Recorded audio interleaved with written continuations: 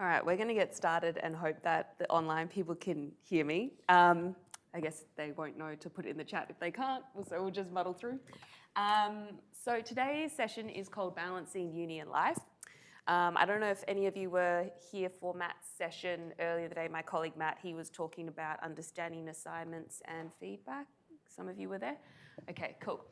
So this is another aspect of that. The Balancing Uni and Life one is really about, like, as it says in the title, how you're going to manage living alongside your studies. And the reason we run this session is that actually a lot of students put time management and managing, like, to balance their studies as their, like, primary concern when they start university. So hopefully today we can give you some good tips for making that transition. Before I get started though, I just want to acknowledge that I am standing here today and coming to you online from Ghana land, which is land that was never ceded. And I'd just like to pay my respects to elders past, present, and emerging. Okay, so also preemptively, if I cough, I apologise. It's not COVID. I think I'm having some asthma issues, which have resulted in some very fun and embarrassing coughing fits for my co-workers. But I have plenty of water here, so hopefully that won't happen.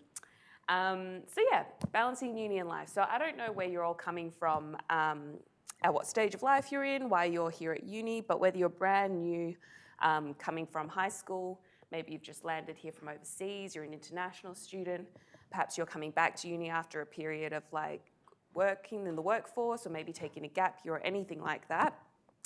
The transition to uni can be a big one.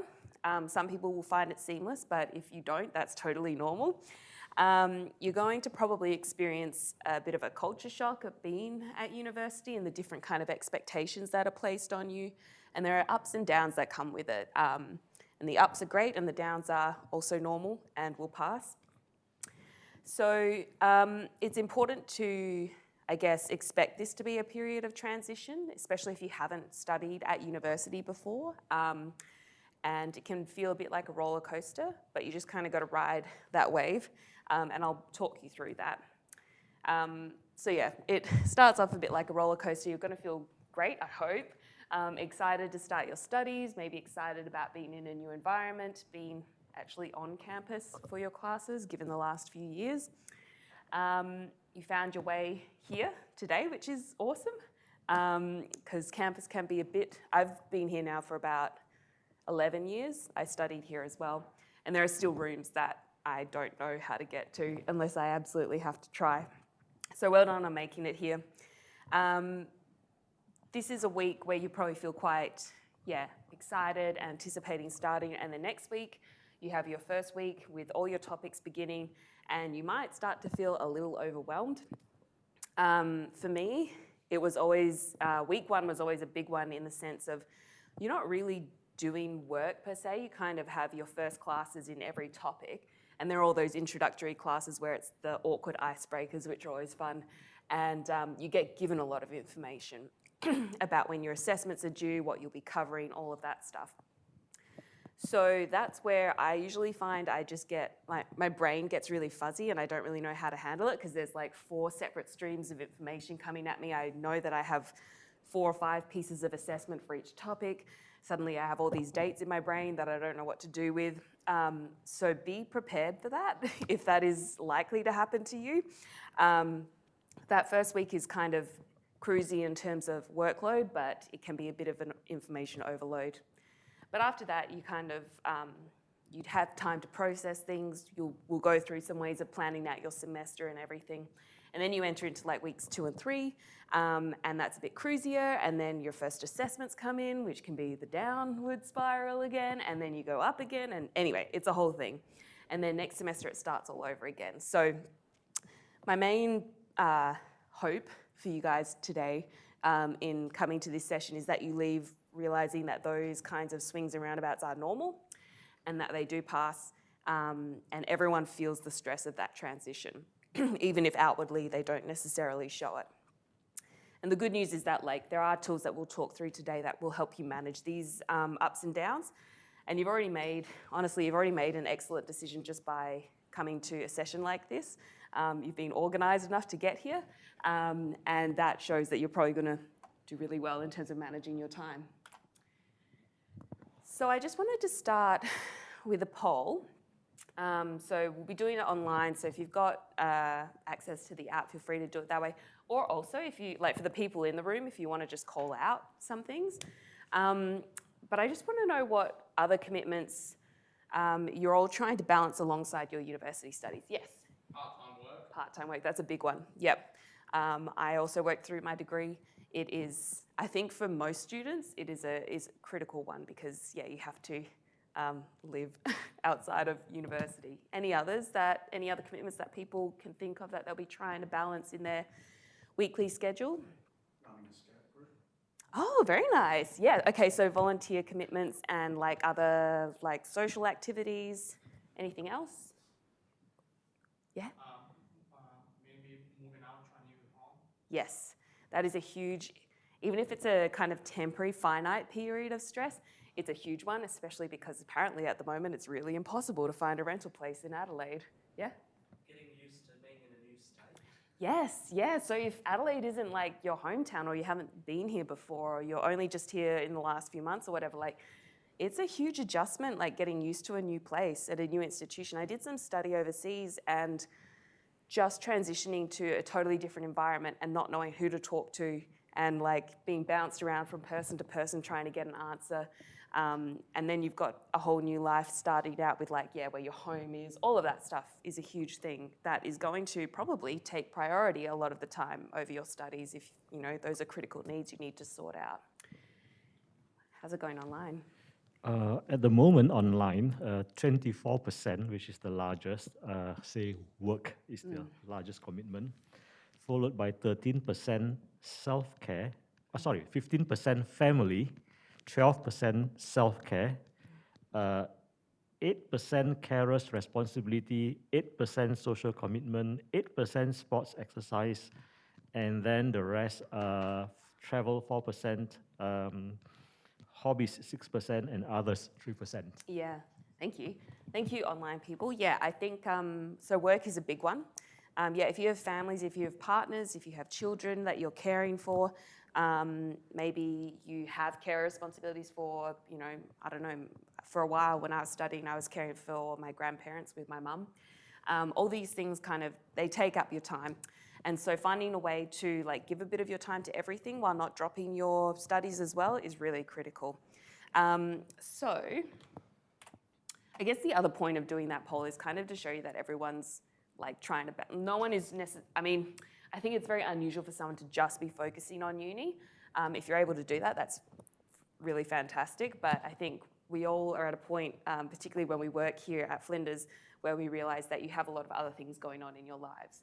So we want to help you kind of navigate this transition. So today we're going to be talking through a few things. Due date tactics, which is where we're going to take a look at the whole of your semester ahead and use your due dates to kind of backwards map how you're going to submit your assignments on time.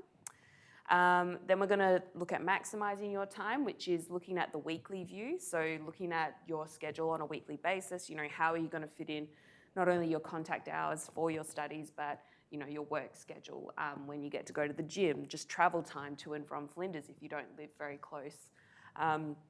I still do, and when I was studying here, lived about a half hour to 45 minutes commute away. So by the time I drove to and from uni on the days that I had to come in, that added, you know, another 7.5 hours to my week. That was just in the car. And obviously during that time, you can't even study unless you have access to a really relevant podcast or something. So, you know, being aware of those things as well in terms of how you get your studies done. And then we'll move to assignments one bite at a time, which is zooming in even further to talking about individual assignments, how you can break them down into smaller parts so they don't seem so overwhelming. I am someone that struggles with that one a lot. If I have a big task in front of me, I tend to just shut down because it just seems like it's too overwhelming at the start. So there are some techniques that we can use to make that easier to start, and then you'll realize that it's easier to continue. So due date tactics. I'm sure that all of you have felt this way at some time or other. Due dates can cause stress and they are unavoidable at university. And what you will notice if you haven't already got a sense for is that they will actually cluster around the same time in semester. It's unfortunate. It's also kind of inevitable because you're doing 4 topics and everyone's trying to scaffold your learning, assess you at a particular time, get your grades finalised so you can move on to the next semester. So it is unfortunate, but it is inevitable that your assignments are going to come at the same time. So using your due dates, instead of seeing them as a scary thing, you can actually use them as a tool to help you map out how you're going to approach your assignments and stay on track. So time management is really what we're talking about here. And this is it sounds like a kind of dull concept to talk about, but it's really complex actually, and it's related to patterns of behavior that if you are aware of in yourself, you can actually hack so that you can work better. So I'm talking about habits of, procrastination, putting things off until the last minute, maybe not having motivation to get started in the first place, overcommitting. I'm someone that will say yes to lots and lots of things and then inevitably find out I can't fit all of that in my life and will burn out. Perfectionism can be a really hard one. You strive to do really well, but it can also lead to paralysis of getting started in the first place. And avoidance, which is when you just pretend that your assignment doesn't exist in the first place. And you might recognize yourself in one or all of these. I tend to be negotiating one or all of them at any single given moment in a day. These aren't things that you just kind of fix. They are things that you learn to manage and work with to your advantage. So, to give you a bit of a sense of a university semester. So most courses are based on 13 to 14-week semesters. Some do have different schedules, like nursing. And if we have any nursing students here, you're probably already in the middle of your studies. They would have started a little while ago. But if not, then 13 to 14-week semesters. Your mid-semester breaks will be usually around April and September. They are misleading. They are not actually, as you will learn very quickly, or if you speak to any student already here, you will learn they are not actually breaks. They are periods of time where you do not have to come to class, but you instead have to work on your assessment. So first weeks of semester are settling in and getting into that rhythm, finding out when everything is due, all of that. Weeks 6 to 7 are when your first bigger assessments are usually due. Although you may have some smaller pieces due in kind of weeks 2 or 3, depending on the topic. And then you get to weeks 10 to 14, and that's when you will feel, like everything is due at once, and you will feel like that dog in the meme. So this calendar here is an example of what you might look at when you get to those weeks 12 or 14. And it probably looks, it doesn't look too crazy right there. You've got 3 things that are on different days. That's no big deal. But, pardon me, if this is the final piece of assessment that you're doing in semester, most likely you will be doing, say, like a 2,000-word essay or something like that. I'm basing this here on, my background is in creative writing. So I'm basing this on the kind of essay assignments that we would get. But even if you're in the sciences or something, you might have a lab report due. If you're in nursing, you might have a case study due or social work. So the point is that when you get to this point in the semester, things will be due one day after another. And while that seems manageable on paper, when you think about the amount of work and time and hours that you put into preparing for them, writing them and then submitting them, it's not all going to happen at once, and you're not going to be able to just focus on your women's studies essay due on Tuesday, and then within the next 24 hours turn around your creative writing critical reflections. So being aware that your schedule is misleading. So you might find the following tools helpful to manage that workload. So a diary is a good thing. It doesn't have to be paper. I use my phone calendar a lot. FUSA, Flinders University Student Association, down in the hub, also give out free, I think they still do give out free diaries. Yes, they do, thank you. At the start of O Week. So you can always pop by and grab one of them if you like things on paper. But a diary for that week-to-week view is really helpful. Then we've also got, and you might have seen these around campus too, these big like A3 semester planners. So they've got all the weeks, or the yearly planners actually, I think. I don't know, semester or yearly. They've got all the months kind of cascading down, so you can actually put in your due dates and see like across the 13 to 14 weeks of semester where everything is due. And then you'll also have your topic handbook, which will be made available to you on Flow through your various Flow sites, and your statement of assessment methods, also known as the SAM, which will outline, the number of hours you're meant to put into that topic each week, when your assessments are due, how much they are weighted towards your final grade. So, you can look at that and go, this thing that is 5% worth, I'm not going to spend as much time on than the thing that's 40% of my grade. So all those things together will help you plan out. And I would, depending on what your preference is, my approach would be to like sit down in that first week and really map this out so that you have a visual representation of what you need to get done. It's also helpful because once you know when things are due, you can backward map.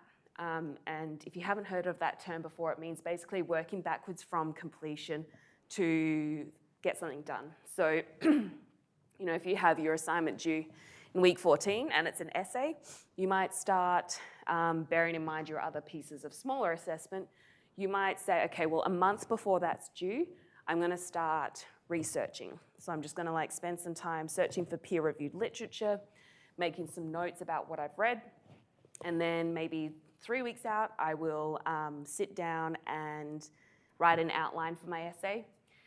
Then 2 weeks before, I'll start writing. I'll have a full draft done by 1 week before, then I can spend that time editing, proofreading, revising as needed. So that's what we mean by backward mapping. Okay, so moving forward into that kind of weekly view then, now that you know what your semester is going to look like,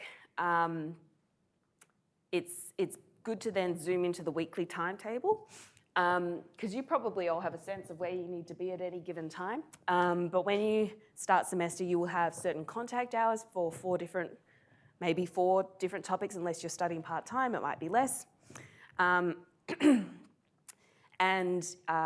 it might look like you actually have a lot of free time.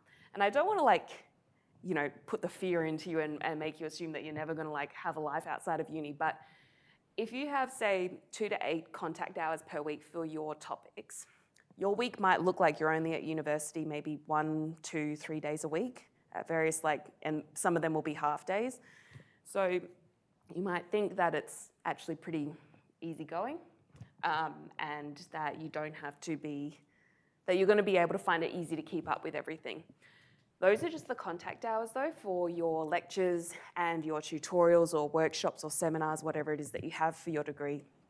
And then outside of that, you're actually expected to complete quite a bit of independent study, which includes preparing for your next classes, which will involve reading, which there is a lot of at university.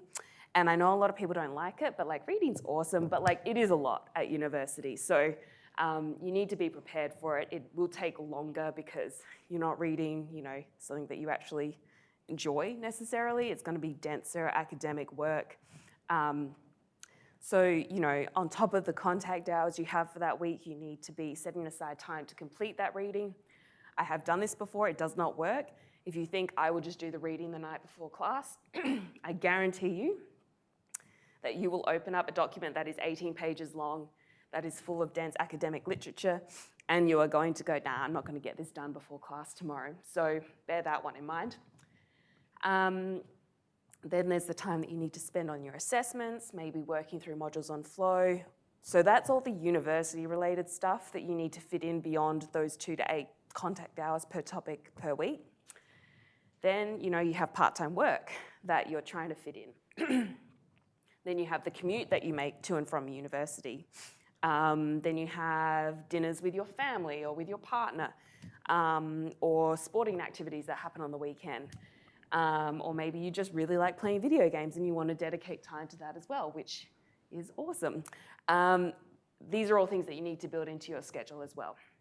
So being realistic about that, and again, maybe in that first week, actually mapping that out on your weekly planner can be really helpful. It is always okay for the plan to change. You might say, I'm going to be really ambitious. If I work 7 hours on Sunday, then I'll study for 4 hours in the evening, and that's how I'll make up the time. That's great if that works for you. If it doesn't, just remember that your plan can change, so don't be overwhelmed if it doesn't work the first time around. Things are always uncomfortable the first time we try them, so my point here is that be flexible. You are trying to find the plan that works for you, not the plan that you have to work to necessarily. So, we've talked about the uni timetable being misleading. We've talked about the additional hours you need to put in after class. Then we get into this idea of like, okay, so how do we use our time effectively? Just with a show of hands, does anyone do the whole like cramming for many, many hours thing before they have to, I don't know, do an exam or test or something? Yeah? Has that worked for you very well? Surprisingly, yeah, it depends what it is. Depends how driven I am to do well, that kind of thing. Yeah. Okay, yeah, so pulling the all-nighter thing and like cramming and stuff, I mean, it's probably like a decent last resort, but I would say use it as a last resort. There have been studies that show that our brains have like a good 1 to 2 hours in them before they lose focus. So setting aside study periods strategically of like 1 to 2 hours and building in maybe 30-minute breaks around them is really helpful. If 1 to 2 hours sounds daunting to you, it would to me, then there's also the Pomodoro technique, which you can Google and have a look into, where you basically do study sessions of 20 minutes, where you try and achieve a very concrete thing in those 20 minutes, and then you take a 10-minute break. You try and do 5 of those within a day or something like that. So if 20 minutes sounds more manageable than 2 hours, that's also an option. And that might be a good option with reading if you find it hard to sit down and read for 2 hours as well. But the point is that if you say, I'm just gonna like pull an all-nighter, I just have to do it, and that's the way I'm gonna get things done, it has diminishing returns. You will get distracted, you will lose focus, you're not gonna retain as much information as you need to. So being strategic can be really helpful. And if you can get on top of that at the start, then hopefully you won't be pulling those all-nighters at the end. So I've already talked about, topic contact hours, your independent study time. So after this session, perhaps next week, I would really encourage you to outline your weekly schedule. Factor in all those little things like travel time, like that. It might seem like you're really micromanaging your life for this plan. And obviously things change, but even factoring in, it takes me half an hour to shower and get ready in the morning or whatever, so that you can be realistic about how much time you actually have in a given day. And then, yeah, I guess, in the time that you have free around that, build in free time for yourself, because that's important. But working out when you're going to fit in those study sessions. Part of that is also working out what works for you. So I will talk about this a little bit more, but I'm someone whose brain works better in the morning. So you're getting the best version of myself right now in the afternoon. But I do work better in the morning, so I'm more switched on. And so that's when I tend to do my work. And then when I get to the afternoon, I do things like answer emails. In your case, if you're working on uni work, it might be the afternoon that you use for reference formatting, because that is low stakes cognitive activity, but it's still something you have to do. And so you might as well do a rote kind of mechanical task in that time. But I guess when it comes to the study sessions, working out when you work best and then working out what you actually want to achieve in that study session is really important. Don't sit down and just go, I've got an essay to do, I'll spend 2 hours on it and that'll be good, and then I'll spend another 2 hours on it later. Think about what you want to achieve in that time. Do you want to create an outline for your essay? Maybe you're not even there yet. Do you want to read 2 to 3 articles in that time period and make some notes about it? So actually having those concrete tasks, I guess, yeah, having those concrete tasks that you want to tick off. So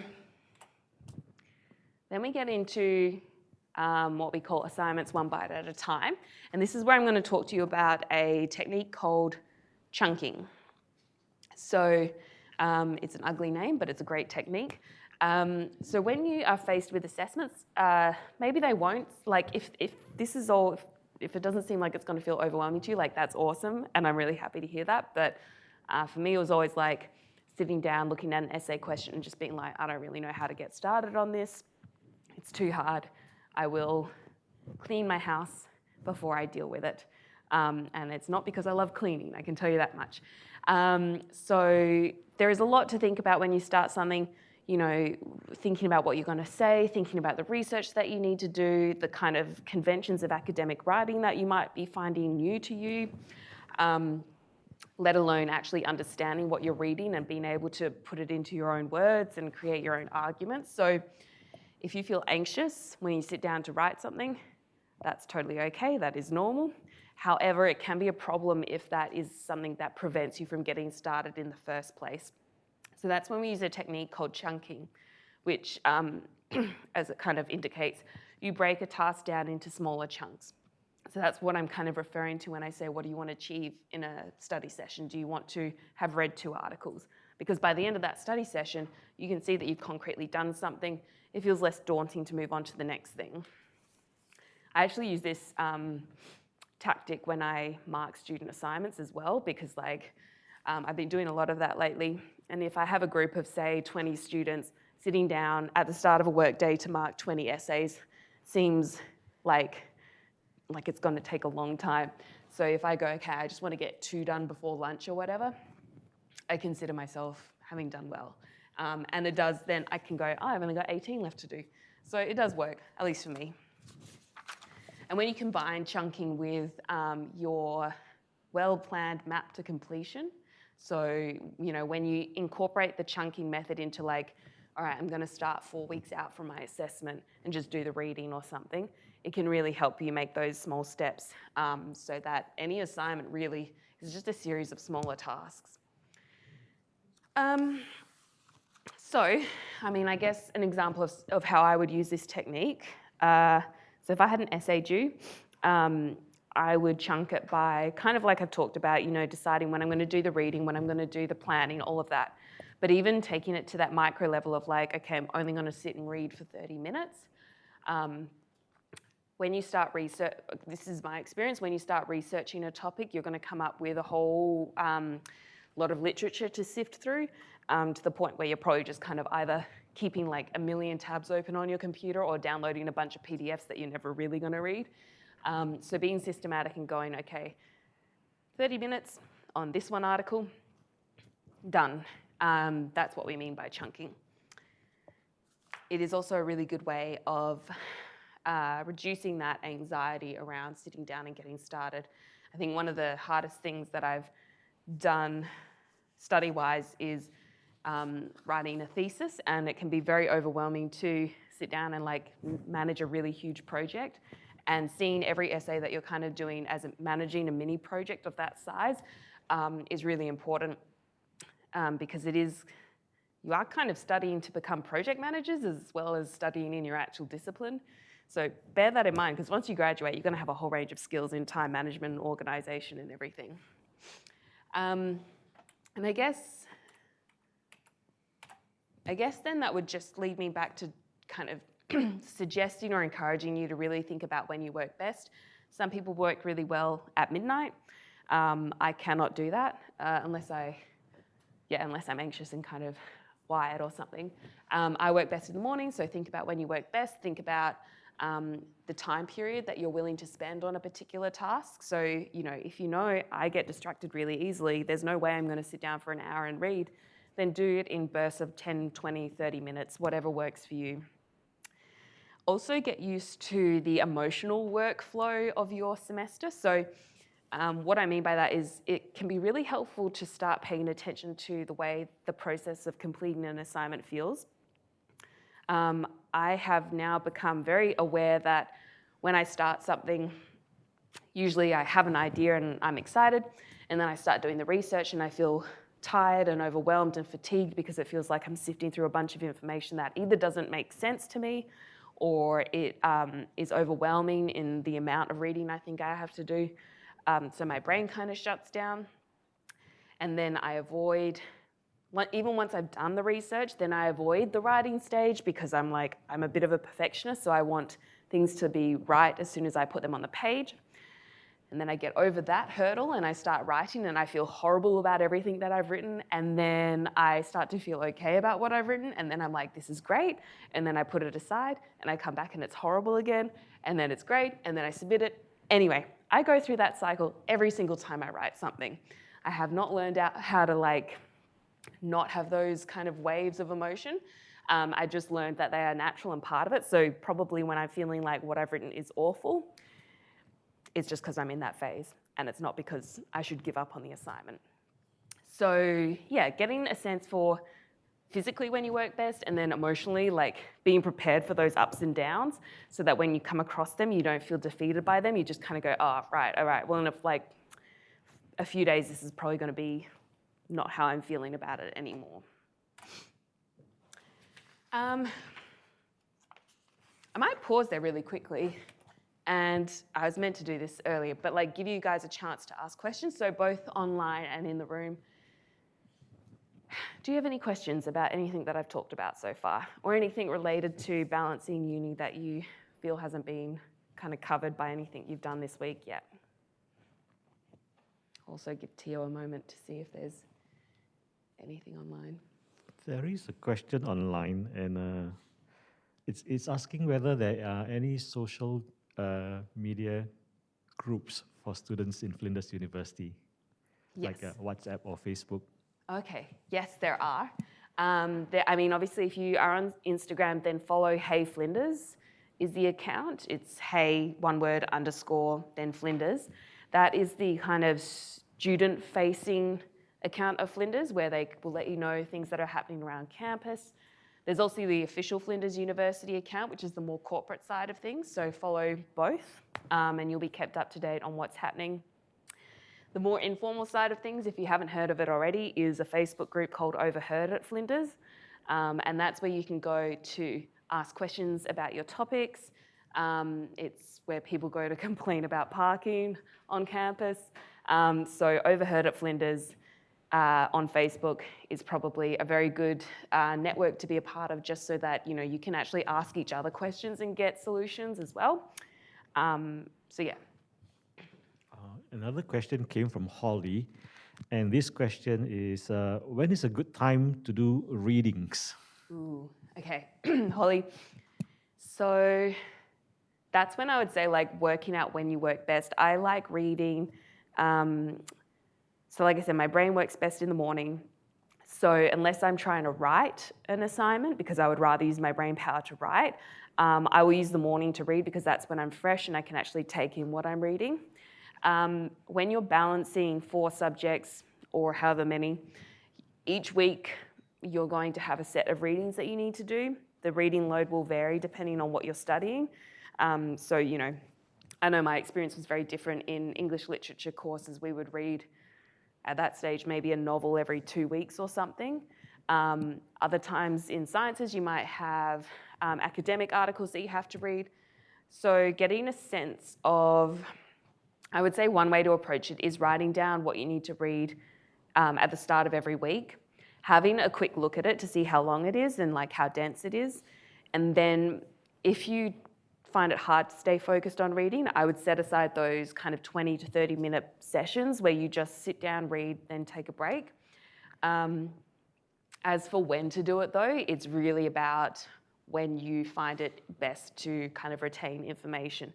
I wouldn't suggest doing it late at night the day before class, although look, inevitably I think we will all, you will all have done that by the end of your degree.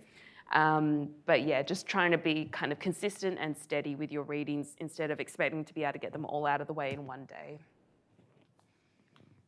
There is another question from Rebecca. Rebecca has children and she believes that the library will be more useful to her for her to work in. So she knows that the library is open 24/7, but she asked if there is a need to book a space in the library. Oh, good one. No. So the library is open 24/7. There are bookable spaces if you want to get together with a study group and be social. There are rooms that you can book through the Flinders Library website, but you can also just show up and find a place to sit. And depending on the level of focus you want to have, the ground floor of the library is a very social space, so you can talk and not be as loud as you like, but you can certainly talk with your friends and kind of have those conversations. And then the higher you go up, you'll find the quieter zones where they've got like little individual desks that you can sit at, and they're really good to go to as well. I can also vouch for taking a nap at them if you're looking for a quiet space on campus to do that. So yeah. Emily asked Emily is working part-time and she's wondering how many days a week she should schedule off so that she can focus on uni. Emily, are you studying? Again, this is going to be kind of like, I won't have an answer for you necessarily, but if you're studying full-time, I don't know, man. Like, I don't know if anyone else has any advice on this, but I think if you're studying full-time, then really you're going to be assuming that it's like a full-time job, so Monday to Friday, putting in those kinds of full-time hours for it is not, but I mean, that's not always realistic. Like, we do need to work. So I would say if it's a full-time, like, yeah, do you want to? Yeah, so I have managed part-time work with this kind of thing before, and typically I will only allow myself during the week, it's like a 5-hour shift max. Like, I always put a limit on it, maybe. So I'll maybe work 5-hour shifts once or twice in the week, and then in the weekend, that's when I can get most of my contract hours done. Okay. Like, focus more on, put most of your hours on the weekend, and let your week be either small blocks or just maybe once on a Monday or a Tuesday, and let the rest of that be for your studies. Yeah, okay, so Emily, if you didn't hear that, or I don't know if Tia was typing in, we had a student say that they tend to block out like a 5-hour shift for working, and kind of keep it to that limit so that then on the weekends they'll do contract work, but it means that the week they can dedicate to studying. Am I paraphrasing? If you've got a 15-hour contract, put 10 hours for the weekend, 5 hours spread out somewhere in the week. Right. Or a 20-hour contract, 10 hours on the weekend, 2 blocks of 5. Okay, yeah. So if you are trying to, I don't know if you're trying, Emily, to actually like reach a certain quota of work hours, but if you are working part-time, say 15 to 20 hours a week, then yeah, using your weekend for those big chunks of like working time and then trying to keep your week free or for shorter shifts, like 5 hours at a time. Yeah. You don't want to get burnt out. You do not want to get burnt out. You will learn very quickly if that does happen though, and then I would just say you just need to reassess how long you're giving to work, or vice versa, because, let's be realistic, you need to be able to afford to live. So yeah, seeing how you go. Any other?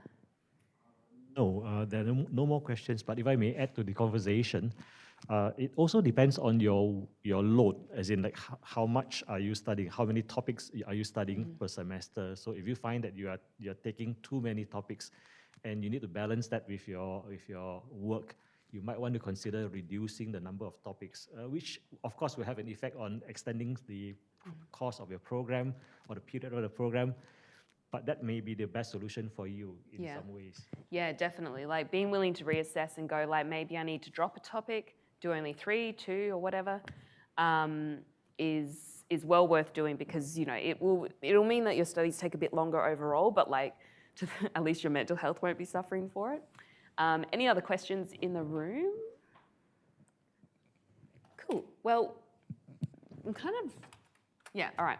So I'm kind of wrapping up. So I don't know if you have any questions about what uni's like. I guess I just want to reiterate that like how you're feeling is normal. I don't even know how you're feeling, but I can guarantee you it's normal. And also just to say that your journey through university is going to be very specific to you. So there is no one way to complete your degree. As an example, I studied full-time for 4 years, and that was fine. But like, for example, I didn't make friends in my course for 2.5 years. So if you find that you start university and it feels quite transient or isolating, like reach out for help. But also don't be alarmed, because like everyone's journey through here is different. And maybe your journey will be that you make friends on day one, but your studies are really stressful and you find that's your challenge to manage or whatever. So if you have a question of like, what's uni like? Yeah. How do you go about, like, what would your best tip be for like retaining the information that you read? Like, you're not particularly enthused about reading something, but you start to read it. How did you go about actually like keeping that information in and not forgetting it like as soon as you stop needing it? Yeah, definitely. Okay, so there's a couple of things I would do. The first thing is whenever you read anything for your topic, I would say take notes at the same time. Or not just even take notes, but there's this other version of that we call note making, which is know the purpose, know why you're reading a certain article. So if you're reading it, say, just because it's part of your class, then look to the tutorial that you're doing that week, and if there are specific questions that you're going to be asked about, or if there's a theme to the tutorial, because then you can read your that article with that in mind and actually pay attention for that information. The same thing goes if you're reading something to write an essay. If you know what your position is in response to your essay, then when you read an article, make notes about like, okay, this part here supports my position, so I'll probably use this, in my essay, so that when you go back to writing your essay or tutorial, whatever, you're not kind of like, oh man, like where was it in the article? Why? I remember something being useful, but I don't remember why. So note-taking, note-making is really helpful. When you've got a lot of reading to do, there's something called the 5-point reading plan, which is basically a way of very quickly working out if what you're reading is relevant to you and if you need to read it. So this is less applicable to your class readings because obviously they've been set for a reason, so you have to read them and for discussion and such. But if you're researching something and you're like, there's like 50,000 articles here and I just don't know which ones are relevant, then look up the 5-point reading plan. It means basically you're systematic about how you go about your reading. So you start by reading the title, you read the abstract, and you see, okay, does this sound like it's going to be relevant to me? If the abstract sounds like it's going to be relevant, you might read the introduction and the conclusion of the article. And again, assess, is this article about what I thought it was going to be about? Do I think I need to read it more carefully to like get information? If yes, and then you go on and you skim the article in full and you look for keywords that are relevant to you.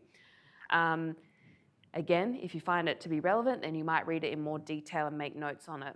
And of course, if at any of those stages you go, oh, you know what, this isn't actually about what I thought it would be, then you discard and you don't bother reading it, and that saves you time you would have spent otherwise. So yeah, that would be my main advice. Make notes they don't have to be super fancy or like legible even, but they need to make sense to you.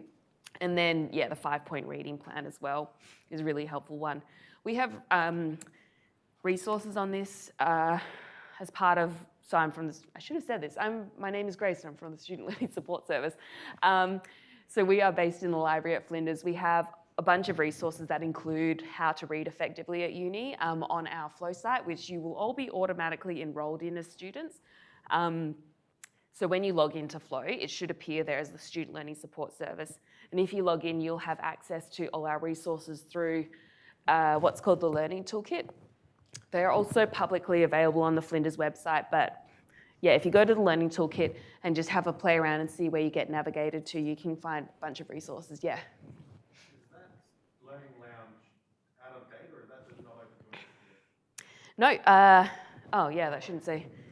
Don't worry about that. And the Learning Lounge is open, and when semester starts up, there are learning advisors on level 2 of the library in what's known as the Commons area, from 10:30 to 12, and then from 12:30 to 2:30, Monday to Friday.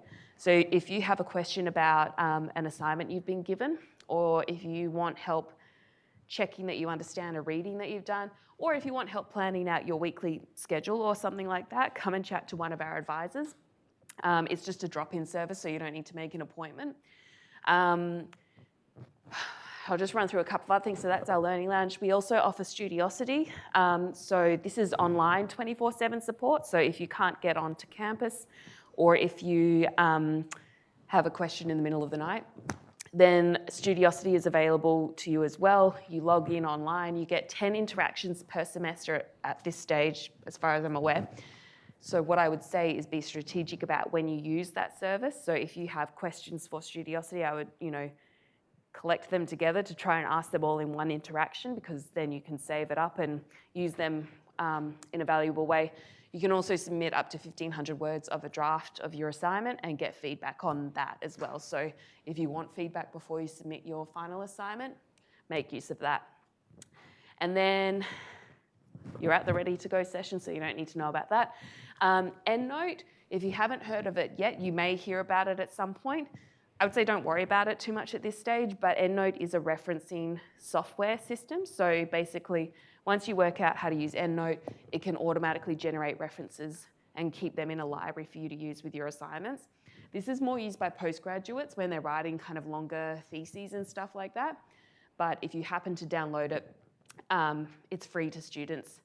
It can be a really helpful tool to make referencing easier, but there is a learning curve. So just be aware of that. It's probably best to start learning how to reference manually and then move to EndNote. But if you do use EndNote, then we also have workshops that are run at regular stages as well, where you can come in and ask questions about it too. So I think that's more or less it from me. Does anyone have any questions before we wrap up about anything? Or online? Cool. Well, good luck with everything. If you do, I guess, if you feel stressed at any point, that's when I would say that's what we're here for. So come see us in the Student Learning Support Service, because we can kind of direct you in the right direction if we're not the support service that you need, but we can also help you with your studies and any academic questions. So good luck, enjoy. Don't worry if it feels a bit overwhelming, and be excited as well. It's great, you're starting uni, that's fucking awesome.